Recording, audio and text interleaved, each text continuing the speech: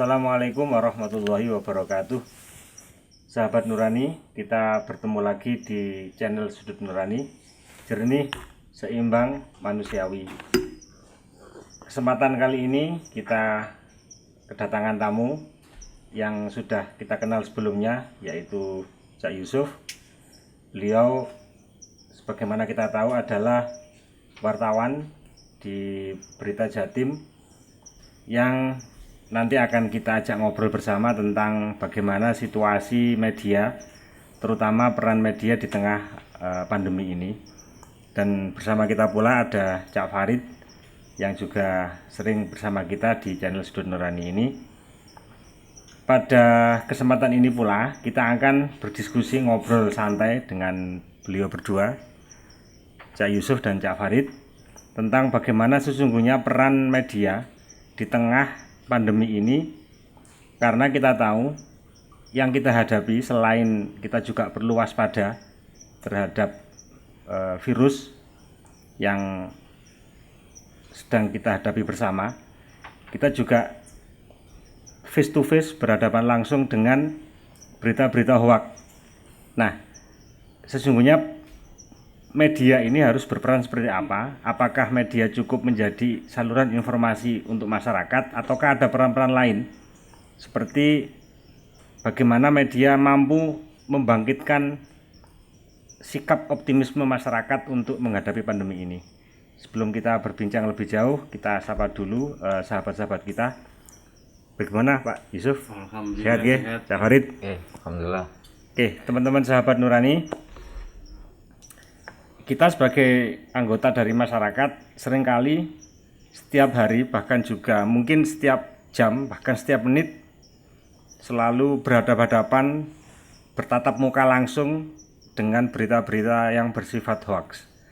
Oleh karena itu kita perlu memiliki saluran filter dan juga sikap berpikir untuk lebih memiliki kemampuan untuk menyaring apakah berita ini hoax atau tidak.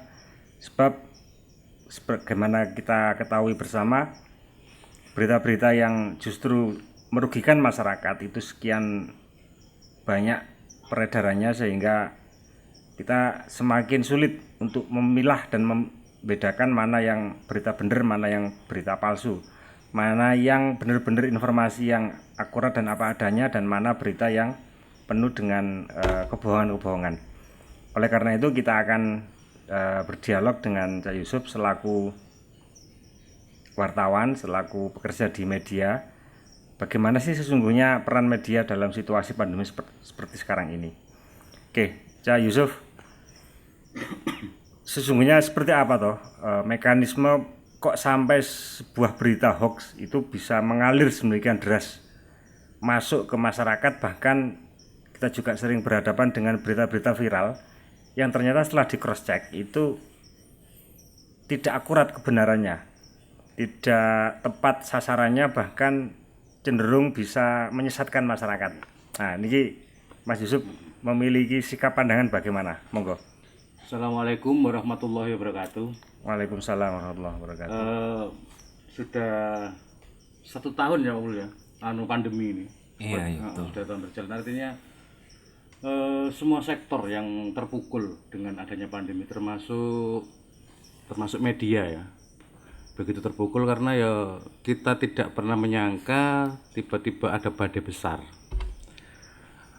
Dan media ini salah satu terutama wartawan ya, salah satu kelompok yang rentan karena mereka melakukan mobilitas yang tinggi, harus berhadapan dengan orang, dari orang satu ke orang lainnya. Tidak semua berita meskipun ada teknologi ya bisa diselesaikan dengan telepon, tapi ada beberapa yang harus kita ketemu, contohnya seperti itu. Artinya kita juga kedodoran sebenarnya. Makanya banyak juga wartawan yang meninggal terpapar COVID sampai hari ini juga banyak. Tapi berisiko ya pekerjaan. Artinya pekerjaannya berisiko ini. Alhamdulillah di Jombang ini ya 90% sudah tervaksin lah wartawan. Terus yang kedua soal yang menyesuaikan dengan kondisi, akhirnya kita awal-awal pandemi pun informasi yang dikeluarkan oleh pemerintah itu banyak yang tidak nyambung karena banyak istilah-istilah baru Pak Bul ya. Semisal soal lockdown, soal hand sanitizer. Ini kan hal-hal baru sehingga PSBB. tidak tersampaikan ke masyarakat. Nama awalnya dulu corona kan bukan corona apa ya? Pneumonia Wuhan. Akhirnya ada lagi bermutasi juga ya. Ya awal-awal seperti itu. Pemerintah pun ada PSBB. Akhirnya berganti lagi karantina wilayah, ada lockdown. Malah akhirnya di masyarakat muncul lockdown, ada download. Ini kan nggak nyambung akhirnya. Yang memang hal baru. Ya kalau media dengan adanya kondisi yang serba ruwet gini, kita muncul ya harus sebagai membangkitkan optimisme masyarakat, bukan malah semakin menambah mencekam. Semisal kita nggak hanya ngomong soal angka kematian hari ini berapa, angka yang positif hari ini berapa, angka yang suspek berapa, itu kan malah masyarakat sudah jenuh ya dengan kondisi seperti itu. Terakhir ya teman-teman wartawan sepakat bahwasanya berita-berita yang kita tampilkan adalah berita-berita yang bersifat memberi support. Semisal cerita seorang penyintas bagaimana dia bisa bertahan ketika terpapar. Itu kan agar orang-orang yang sakit itu termotivasi untuk sembuh. Terus semisal soal orang mati, ini pemerintah juga kan sangat lucu ini. Pemerintah hanya memposisikan yang mati itu hanya angka-angka ya, orang dirangkum dalam statistik. Padahal mereka manusia, punya anak, punya beban keluarga ketika ditinggal mati inilah. Itu hal-hal yang ketika kita angkat sebagai monumen lah, kenangan bagi mereka yang masih hidup, juga sebagai motivasi bagi mereka yang masih sakit. Itu. Mungkin itu ya, apa seperti itu, Pak Farid. Abul. Saya yang tertarik ini dari beberapa poin yang disampaikan Cak Yusuf tadi ya. Satu, penggunaan istilah yang asing bagi masyarakat karena kita seperti diserbu oleh sesuatu yang tidak pernah kita sangka. Sehingga ketika kita mengucapkan dan membaca fakta, itu kita menggunakan istilah-istilah yang justru semakin membingungkan, yang makna pengertiannya tidak langsung ditangkap dan dimengerti oleh masyarakat. Nah, dalam hal ini media bagaimana, Mas? Untuk mensosialisasikan istilah-istilah yang asing di telinga masyarakat itu. Ya akhirnya kita ya membahasakan dengan bahasa yang sederhana, bukan bahasa medis yang masyarakat malah bingung. Semisal hand sanitizer kan cairan pembasmi kuman itu. Terus diterangkan itu. Akhirnya kita ya sebagai jembatan kan kita di tengah, bagaimana apa yang disampaikan oleh pemerintah bisa ditangkap oleh masyarakat. Itu. Terus ada dua hal sebenarnya kalau informasi Pak Bul ya. Ada dua kanal ya. Satu pers dan satu informasi dari media sosial. Nah, kalau pers ini jelas ukurannya kan. Dia ada kode etik, ada disiplin verifikasi. Itu baru bisa muncul menjadi berita. Ya, lah yang satu ini kan orang berjubel informasi, ini nggak ada pemilihan.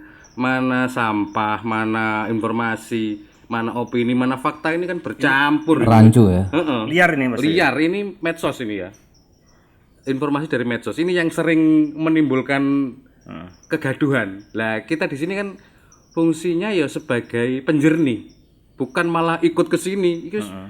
Jelas nek medsos ya seperti ini. Nek media ngene, ada aturan, ada pagar ya, ada pagar yang jelas. Padahal nggak imbang ya, lebih banyak medsosnya informasi. Nah ini, terus apa ya? Wong medsos itu kan ya berkembang pesat semenjak revolusi teknologi itu loh ya. Internet masif, perangkat HP, laptop semakin banyak ini. Aplikasi muncul banyak ya. Setiap hari berseliweran kan berita informasi itu di depan kita. Tapi itu tadi loh, mana sampah, mana berita itu kan nggak jelas akhirnya kalau di kanal yang sini. Itu. Ini kalau kita hitung memang tidak seimbang Cak Yusuf antara komunitas pengguna media sosial dengan wartawan sebagai salah satu pabrik atau produk berita, ini kan nggak seimbang. Jadi ini ibaratnya 100 lawan 1. Yang ini 100 itu pun juga liar, yang ini 1 itu juga harus melalui berbagai disiplin tadi ya. Disiplin verifikasi, disiplin kode etik dan seterusnya. Nah, tinggal sekarang kita artinya kan tidak bisa mengandalkan sepenuhnya kepada pemberitaan media. Sehingga kita juga tidak merasa heran kalau ada beberapa media yang mungkin juga mulai agak terseret memasuki arus sebagaimana yang terjadi di media sosial. Media yang mestinya mampu menjernihkan itu justru kadang-kadang malah mengeruhkan. Media yang mestinya justru menambah semangat hidup malah justru menjadi saluran yang kalau masyarakat mengkonsumsi beritanya malah menimbulkan rasa cemas. Nah, sekarang akhirnya kita kembali dan bergantung sepenuhnya kepada masing-masing individu untuk mampu memfilter berita-berita mana yang layak dikonsumsi dan berita-berita mana yang katakanlah itu berita sampah karena memang tidak layak dikonsumsi.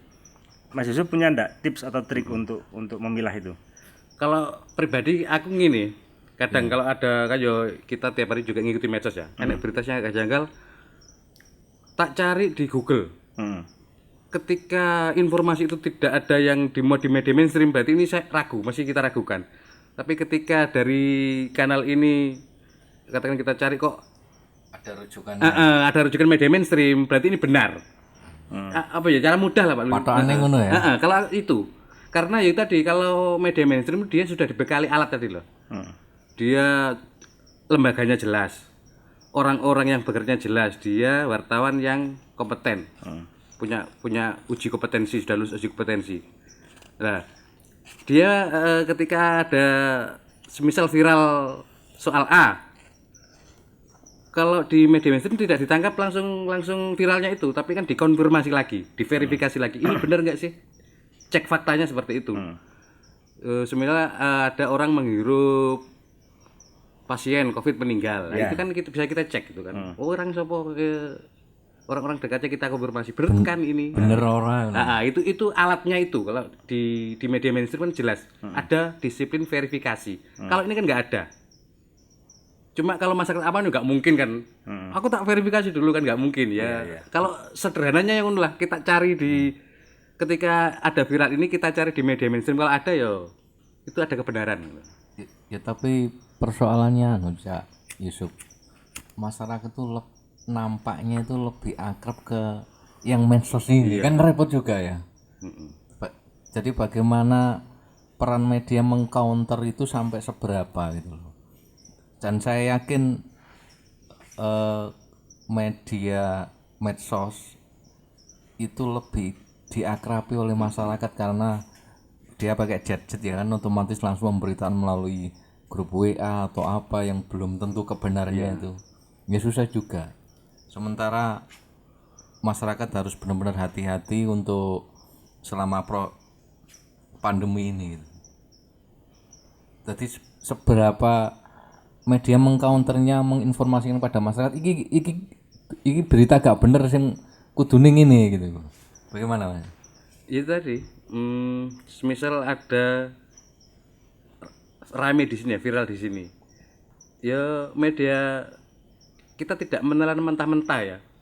Kita saring ketika kita masukkan di media mainstream ya ada disiplin verifikasi tadi itu.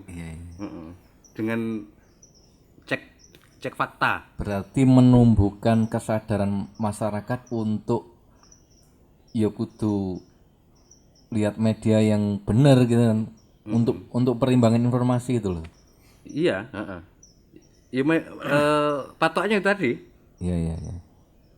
Terus ada lagi yang kemarin itu viral Pak Pul, yang stop info COVID. Itu kan juga bahaya sebenarnya itu. Kalau kita buta, kita ini sedang berperang ya. Kita harus tahu perkembangan keganasannya sampai seberapa. Terus cara menangani pemerintah seperti apa. Kalau kita nggak dapat informasi apa malah bahaya. Malah sama dengan bunuh diri nanti itu kan. Sepakat untuk tidak memberitakan COVID itu ya. Iya, itu malah bahaya itu. Iya.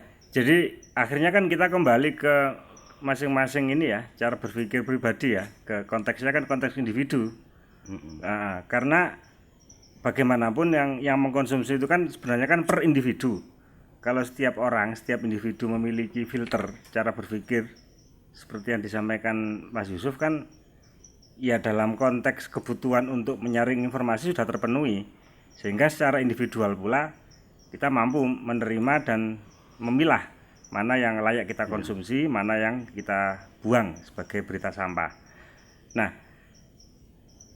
kalau lebih jauh lagi bisa nggak begini misalnya, dari sekian banyak media mainstream itu, ini saya Mas Yusuf ya, sing beneh koyok sampean iki eje enek, si okeh tak tambah didik Mas, sing beneh, maksudnya sing apa ya, sing bener-bener bukan sekadar beritanya diklik supaya memperoleh view pembaca yang banyak, tapi juga memperhatikan aspek-aspek. Atau intinya jangan ikut-ikutan itu ya. Masih ada lah Pul. Ya karena kalau wartawan itu kan ada wasitnya ya, ada pemantaunya Dewan Pers itu kan. Lah Dewan Pers itu media yang layak itu dia kan mensyaratkan verifikasi itu tadi juga. Dia harus berbadan hukum, wartawannya harus lulus UKW, uji kompetensi wartawan. Itu kan ada ukuran-ukuran tadi lah. Kalau ada ukuran kompetensi. Itu baru layak nanti disebut media mainstream tadi loh. Ya kembali ke apa yang sampaikan Kak Yusuf, ada media yang berbadan hukum. Saya juga melihat banyak berseliweran media online itu yang nggak jelas juga itu. Yang saya nggak boleh. Tapi itu nambah dia kepentingannya untuk kanalnya sendiri. Kadang kan juga ikut-ikutan pokoknya akeh sing moco iki berita serem. Kan juga repot juga ya katanya. Ya sejak itu memang ya apa? Ya kalau seperti kemarin loh. Ya eranya kan sekarang era tsunami loh, tsunami informasi itu loh. Media informasi itu tiap hari berseliweran seperti itu. Apa gampang ya nggak media online itu ya dampaknya ya? Saking gampangnya menjadi banyak orang buat itu untuk nyambut gawe nyun sewu. Iya, bisa seperti itu memang. Ya itu tadi Dewan Pers sudah ya dampaknya ketika mereka ada sengketa ya, tidak bisa di cover oleh Dewan Pers karena masih liar dia di luar jalur, yang mestinya gitu ya. Misalnya kayak itu tadi soal stop pemberitaan tentang COVID misalnya, itu kan sebenarnya masyarakat seperti sedang terombang-ambing antara dua sisi, antara sisi wis gak COVID-COVIDan, wis gak ngerti berita COVID, jenuh ya. Di satu sisi kita juga digelontor, dibanjiri oleh berita COVID, terutama misalnya tadi angka kematian. Loh, ini kan dua sisi yang ekstrim. Yang satu tidak pernah berhenti memberitakan COVID, itu pun juga yang di-upload, yang ditayangkan berita sing garai wong wedi. Sing siji kadung keweden wis nek iso wis gak ono berita-berita COVID maneh. Media satu bilang vaksin itu bahaya, media satunya bilang harus wajib vaksin. Kan juga bingung ya. Jadi kita seperti diombang-ambingkan oleh dua kutub yang saling berlawanan. Nah, masyarakat ini kan toling ngiwonengen akhirnya bingung karepe dhewe. Makanya yo kalau hari ini yang di tengah seperti itu yo media itu punya peran besar tadi loh, membangkitkan situasi, membangun optimisme di tengah masyarakat yang sedang terombang-ambing tadi kan. Dia dengan berita-berita yang gak hanya ngomong angka-angka tadi loh, neror terus. Nah, sementara kita juga tahu lah ada berita media mainstream yang aktif getol memberitakan misalnya jumlah angka kematian. Nah, kita memahaminya bagaimana ini Mas Yusuf dalam konteks pemberitaan yang benar itu? Ya kalau seperti itu pun sebenarnya penting juga ya. Hanya dibuat cek ngerti peta tadi loh. Iki kalau gelombang 1 itu keganasannya sakmene. Kalau gelombang 2 itu kan masyarakat akhirnya lebih waspada. Untuk meningkatkan kewaspadaan. Dalam konteks itu ya berita itu penting. Hati-hati. Untuk membuat kita lebih hati-hati. Iya. Ketika ada Ya itu tadi, kondisi seperti ini, perkembangannya kan akhirnya ngerti. Jadi akhirnya kan tetap kembali pada bagaimana kita secara pribadi mensikapi itu semua kan. Kalaupun ada berita tentang jumlah kematian pada hari ini menaik misalnya sampai berapa ratus ribu, itu bagaimana kita bersikap kan akhirnya kembali ke soal ini, ke pribadi ya. Waspada tadi. Kita mau mensikapi berita itu sebagai berita yang menakutkan, atau kita mensikapi untuk meningkatkan kewaspadaan, dan yang ketiga kita malah justru terpapar oleh ketakutan yang sangat berlebihan. Ini kan dua kutub yang sama-sama tidak bagus. Yang tengah-tengah ini kan ya tetap kita perlu berita itu sebagai alat, sebagai media untuk membuat kita lebih waspada. Nah, persoalannya bagaimana Mas Yusuf kita mampu dan bisa mendidik masyarakat wedi nemen ya aja kan ya gak apik. Ning sembrono koyo gak ono apa-apa kan ya gak apik ya. Nah, media punya ndak peran untuk menyeimbangkan sikap berpikir semacam itu? Apa ya sebenarnya ya masyarakat yang memilah nanti ya boleh. Iya. Ya yang dikonsumsi ya gak hanya yang menimbulkan ketakutan-ketakutan Ya. karena apa ya persebaran virus ini malah kalah cepat dengan informasi ini kan. Iya, bener. Virusnya jekok kene informasi sudah berlangsung cepat malah. Aha. Ya intinya yang dikonsumsi yang bisa menguatkan lah. Yang menambah kewaspadaan, yang menguatkan kita menghadapi kondisi yang serba tidak menentu ini. Iya. Oke, sekarang kembali ke soal ini Mas. Saya setuju tadi yang Mas Yusuf menyampaikan tentang ya jumlah kematian itu penting ya sebagai sebuah informasi. Cuman nyun sewu, ini yang meninggal ini manusia ya. Iya. Satu orang meninggal itu kan juga sebuah tragedi ya. Punya keluarga, punya. Iya. Jangankan 100, satu orang saja, satu orang meninggal itu kan tragedi lah, tragedi kemanusiaan. Itu juga sebuah musibah, sebuah ya kedukaan yang mendalam lah bagi keluarga yang ditinggalkan. Nah, apakah menurut Mas Yusuf kita juga perlu memformat model berita yang kematian itu bukan sekadar sebagai angka, tapi justru bisa membangkitkan empati sebagai sesama manusia, tapi juga sekaligus menambah kita waspada. Mas Yusuf punya enggak apa ya, model-model pemberitaan itu seperti apa seharusnya? Untuk mengenang ya itu dari mengenang seseorang ya dengan tulisan tadi, semisal si A meninggal, kita menempatkan dia sebagai manusia. Kita kenang semasa hidupnya seperti apa. Terus upaya-upayanya dia seperti apa. Dia punya keluarga, dia punya komunitas. Bukan hanya hari ini si A meninggal sudah selesai, bukan hanya itu. Kalau itu kan cukup di kehumasan meringkus angka-angka itu kan. Secara statistik gitu statistik itu ya. Kita lebih dari itu sebenarnya. Kita menempatkan mereka bukan hanya sebagai angka tapi sebagai manusia. Juga ada tampilan substansi tentang kemanusiaan yang kita tampilkan ya. Iya, Oke. Jadi beritanya berita lebih kemanusiaannya itu, bukan angka-angkanya yang kita tonjolkan. Nah, terkait itu Mas, selain kita menyentuh sisi kemanusiaan, ada ndak good news, berita baik di tengah pandemi ini? Nah, ini media bagaimana mensikapinya? Iya, yaitu awake dhewe gak di yaitu salah satu yang positif, yang membangkitkan optimisme. Semisal ya seseorang yang sukses, bukan sukses ya, apa yang berhasil keluar menang ketika menjalani isolasi. Kiat-kiatnya dia seperti apa, itu kan ditampilkan ya. Bisa menjadi penyemangat bagi mereka yang sedang sakit. Oh, kok isok waras ya, aku yo isok lah, itu sebagai pemicu lah, pemicu optimisme mereka yang sedang menjalani karantina.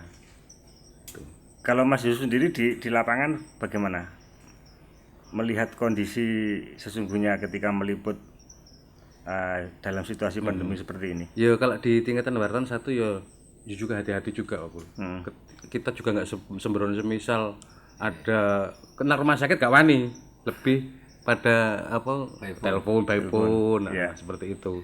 Terus kemarin juga kita usulkan ke Polres, ke Pemda itu kalau tidak usah mengadakan rilis, cukup nanti disiapkan video yang sudah jadi, disebar ke teman-teman. Jadi enggak rilis, seperti itu untuk konferensi persnya tidak bertatap muka tidak tatap muka, karena ya kita juga menjaga lah kondisi seperti ini. Terus gak pandang bulu virus ini kan. Iya. Arek media ya wedi ya. Iya, mengurangi mobilitas juga. Pernah enggak Mas meliput langsung ke lokasi atau ke kediaman apa namanya salah satu pasien yang terjangkit virus misalnya? Ya wani Pak Pul, cuma kalau yang sudah sembuh. Sing waras. Ya ada lah teman-teman yang ada yang pemakaman juga ngeliput, tapi kalau saya secara pribadi lebih hati-hati lah. Kalau yang sudah sembuh itu waktu itu pas apa Mas? Ya dalam itu rangka tadi, apa? testimoni dia kok bisa sembuh, apa sih resepnya selama menjalani karantina apa yang dilakukan agar tetap sehat, tetap Berbagi ilmu lah ya.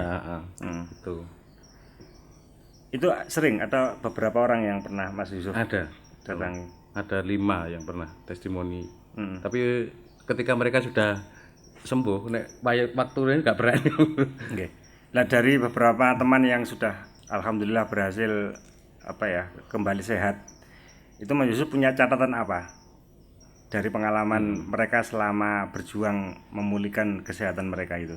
Ya satu vitamin, terus hati ya, kudu Notot. disenengno lah Pul. Iya.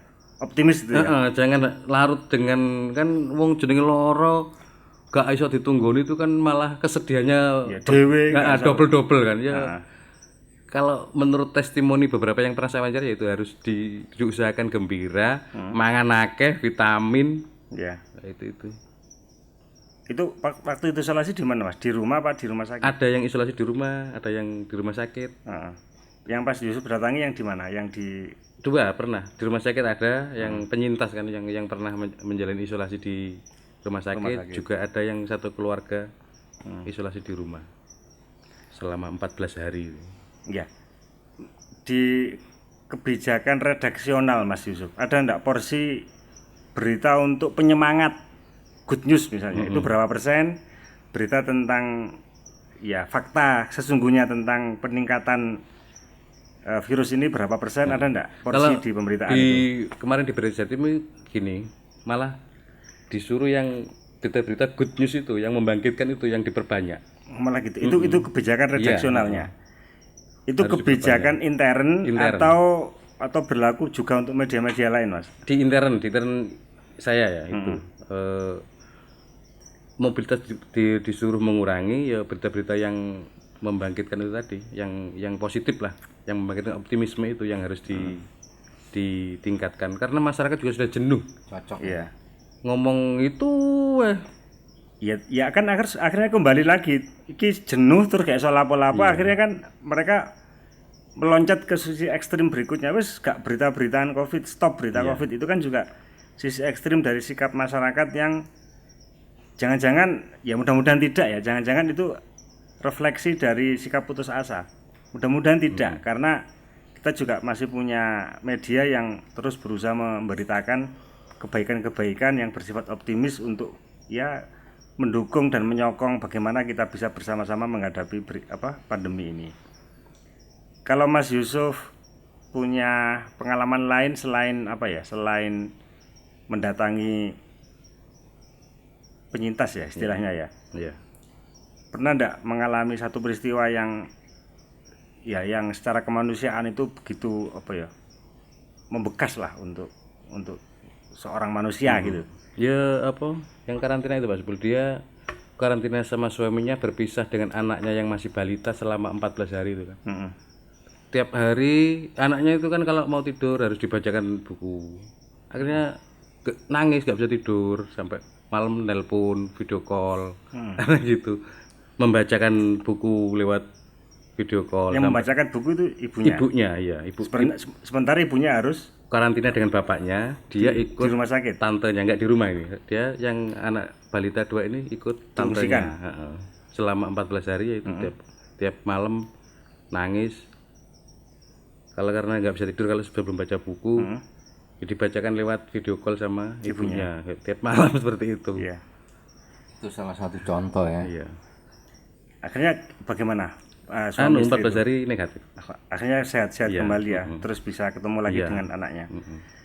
Jadi di satu sisi sebenarnya kita tetap perlu juga merasa optimis ya tadi Mas Yusuf dari pengalaman jenengan terkait bagaimana kita bisa membesarkan hati baik diri kita sendiri maupun ya dari sahabat, keluarga atau orang terdekat atau mungkin juga tetangga yang sedang berhadapan dengan pandemi ini.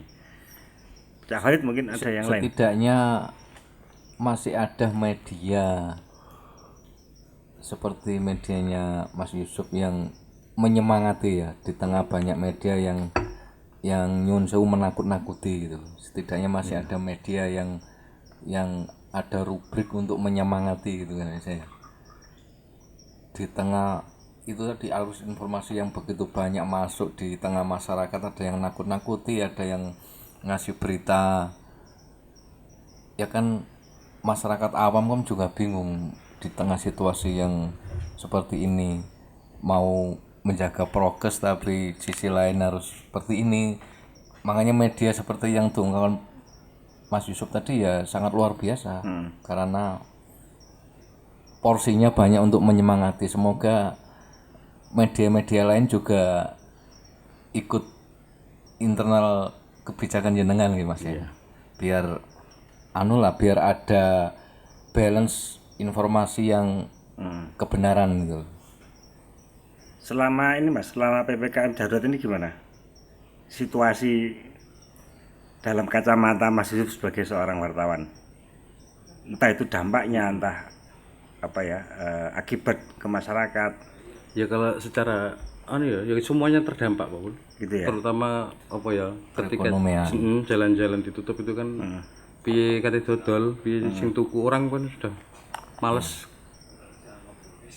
Ya, lewat sana ditutup. ya tugas media kan tidak hanya untuk penyemangat korban Covid, tapi juga untuk yang terdampak Covid itu sendiri, baik di bidang usaha atau anak sekolah dan lain-lain. Kan media juga perlu untuk membangkitkan itu juga Bu ya. Kalau yang di ini Mas, khususnya di media Jatim sendiri, selain ada kebijakan porsi pemberitaan tentang good news tadi itu ya, biasanya bermitra enggak dengan pemerintah misalnya dengan dinas kesehatan, dengan pihak kepolisian, dengan itu supaya tadi istilah-istilah yang asing apa yang jadi kebijakan pemerintah itu bisa dicerna dan bisa diterima secara baik oleh masyarakat. Kalau itu akhirnya ya di tingkatan wartawan sendiri. Oh gitu ya. Sampai hari ini pemerintah kan ya tetap. Ya kita sendiri yang bisa agar informasi ini tidak terputus, agar nyampe ke masyarakat ya kita membahasakan medis menjadi bahasa biasa, membahasakan hal-hal yang asing menjadi bahasa-bahasa yang sederhana sehingga mudah diterima oleh masyarakat. Itu yang paling parah itu apa Mas? Misalnya pengertian apa yang menurut Mas Yusuf selama ini itu kalau tidak diterjemahkan dengan bahasa yang gamblang itu justru malah bikin bingung. Pernah enggak mengalami kasus itu? Ya yang lockdown kemarin itu kan rancu. Oh gitu ya. Kalau lockdown itu kan secara sekatakan kuncian gitu kan ya. Iya. Berkerumun akhirnya di masyarakat pun ditahu. Bayangannya wong-wong iki lockdown iki wis ditutup wis. Metu gak oleh, mlebu gak oleh, ngono ya. Meneng di rumah. Dadi gurung-gurung iku wis kebayangan ngono. Iya, dengan istilah-istilah yang memberatkan itu kan. Iya. Padahal yang dimaksud bukan lockdown secara apa adanya sebagaimana yang dipahami. Hanya karantina wilayah ternyata kan. Iya. Wilayah ini ditutup. Masih aktivitas masih ada. Iku umpama ngomong gak dijelaske ngono ya keweden tenan ya. Ya akhirnya wis meneng kae ngene kan bayangannya ya, metu gak oleh, mlebu ya gak oleh, wis gak oleh lapo-lapo kan. Nah, terus membahasakannya bagaimana Mas waktu itu? Ya diberi penjelasan akhirnya aku. Lebih diberi katene semisal sak paragraf malah kita kembangkan 2 paragraf dengan penjelasan. dengan konsep sebagaimana yang dipandu dan disampaikan oleh pemerintah misalnya. Tapi dengan bahasa yang sederhana, Iya, iya. enggak dengan pasal-pasal lebih Iya. ribet seperti itu kan. Iya, karena waktu itu kan sudah mulai berseliweran istilah-istilah yang ya banyak sekali, salah satunya itu kan lockdown. Iya.